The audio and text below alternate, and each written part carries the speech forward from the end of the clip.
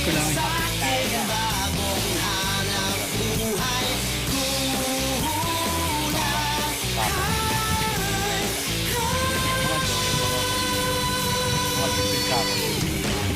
Nung ako ay galing bilibid, ay nagalit ang tatay ko. Di niya raw ako sisisihin kung may pangdahon. Eh, pa-birthday namin sa iyo yan. Simula sa kalabasa, kamatis, bawang, mustasa. Dapat kahapon pa yan. Tigil mo ang luya at samahan ng patola. La, la, la.